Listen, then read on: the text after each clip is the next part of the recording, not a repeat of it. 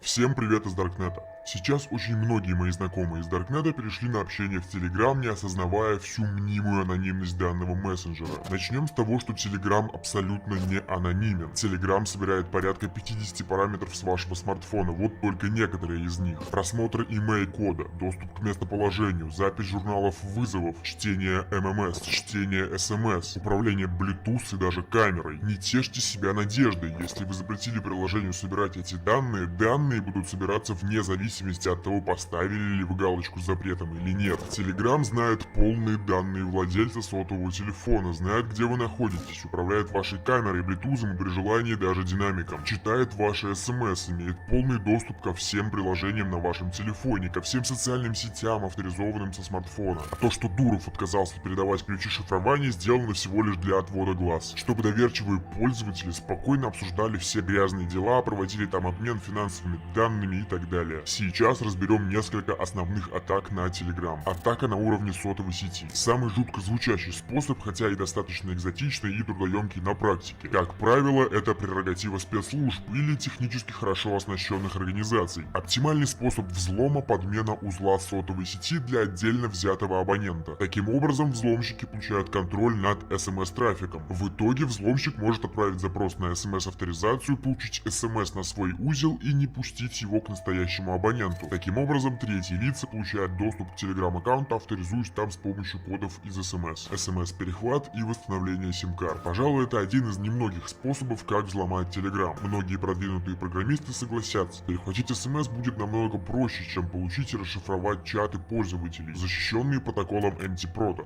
Для мамкиных хакеров единственным доступным способом взлома остается социальный хакинг. Как проверить, взломали Telegram или нет? Делается это следующим образом. Делать нужно только на мобильном. Зайдите в настройки, найдите меню «Приватность и безопасность». В разделе «Безопасность» выберите «Активные сессии». Посмотрите, кто и когда в последнее время заходил на вашу страницу. Если появились подозрения, нажмите на «Странную сессию», завершите ее. Хоть Telegram и не является анонимным мессенджером, его можно использовать, не нарушая законодательство. Переходите на наш Telegram-канал в описании. Если ты еще не подписался на наш YouTube-канал, самое время добавить нас в закладки. Сейчас готовится большой материал на несколько серий про российских хакеров. Группировки, которые кладут деньги с банков миллиардами. Хочешь быть в курсе современных киберпреступлений? Тогда присоединяйся. Ставь большой палец вверх, подписывайся на канал. До встречи в Даркнете.